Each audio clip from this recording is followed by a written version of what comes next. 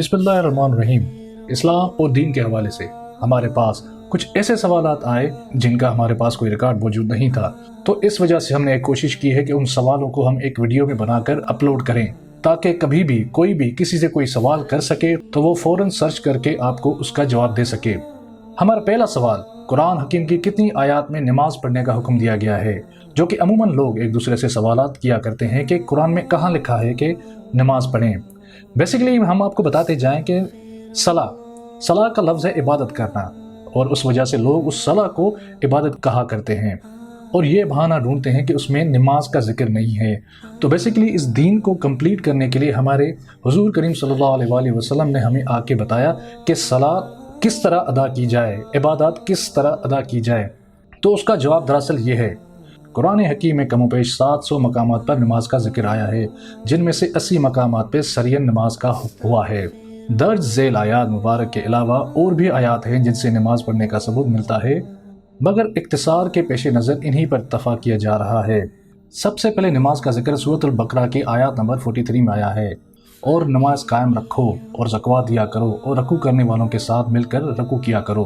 उसके बाद सूरह निसा की आयत नंबर 103 में आया है, ए मुसलमानों, जब तुम नमाज अदा कर चुको तो अल्लाह को खड़े और बैठे और अपने पहलू पर लेटे हर हाल में याद करते रहो। फिर जब तुम हालात खौफ से निकल कर इत्मीनान पालो तो नमाज को हस्ब दस्तूर कायम करो। बेशक नमाज मोमिनों पर मकरूरा वक्त के हिसाब से फ़र्ज है। उसके बाद सूरह ताहा की आयत नंबर 14 में आया है, बेशक मैं ही अल्लाह हूँ, मेरे सिवा कोई माबूद नहीं, सो तुम मेरी इबादत किया करो और मेरी याद की खातिर नमाज कायम किया करो। उसके बाद दोबारा सूरह ताहा में आयत नंबर 132 में आया है, और आप अपने घर वालों को नमाज का हुक्म फरमाएं और इस पर साबित कदम रहें। हम आपसे रिज़्क तलब नहीं करते, बल्कि हम आपको रिज़्क देते हैं, और बेहतर अंजाम परहेज़गारी का ही है।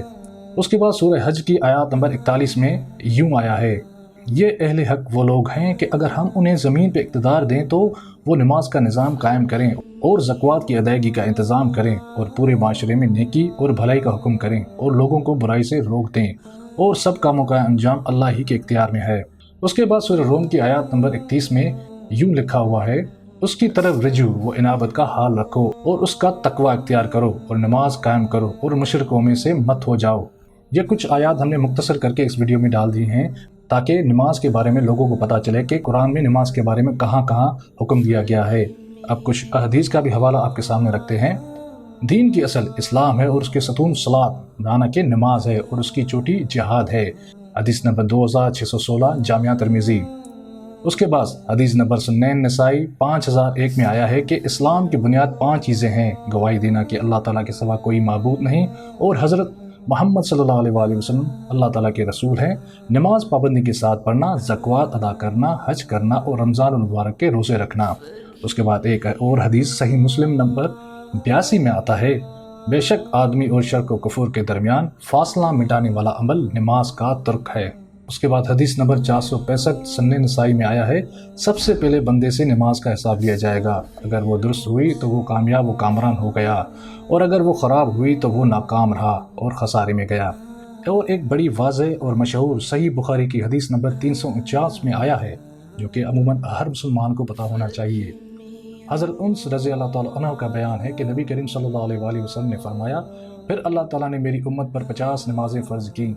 मैं ये हुक्म लेकर वापस आया। जब मूसा अलैहिस्सलाम के पास से गुजरा तो उन्होंने पूछा, अल्लाह ताला ने आपकी उम्मत पर क्या फ़र्ज किया है? मैंने कहा, शब रोज़ में 50 नमाजें फ़र्ज की हैं।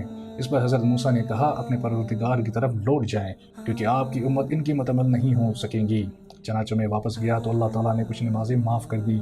मैं फिर हज़रत मूसा अलैहिस्सलाम के पास आया और कहा, अल्लाह ताला ने कुछ नमाजें माफ़ कर दी हैं। उन्होंने कहा, अपने रब के पास दोबारा जाओ, आपकी उम्मत इनकी भी मुस्तमिल नहीं हो सकेंगी। फिर मैं लौटा और ऐसा कई बार हुआ। फिर अल्लाह ताला ने फरमाया, वो नमाजें 5 हैं और दर हकीकत सवाब का लिहाज से 50 हैं। जी दोस्तों, ये थी हमारी कुछ मालूमात जो हमने इकट्ठी करके नमाज के बारे में आपके सामने रखी हैं। उम्मीद है आपको हमारी वीडियो पसंद आई होगी। इसको लाइक करें, सब्सक्राइब करें हमारे चैनल को, ताकि आप ऐसी और इन्फॉर्मेटिव वीडियो देख सकें। अगर आपके जहन में कोई सवाल हो तो वो भी आप पूछ सकते हैं। जज़ाकल्लाह खैर।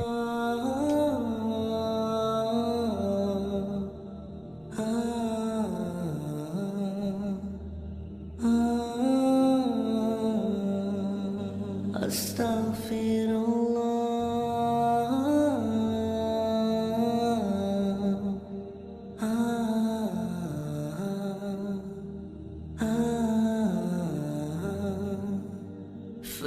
give me Allah.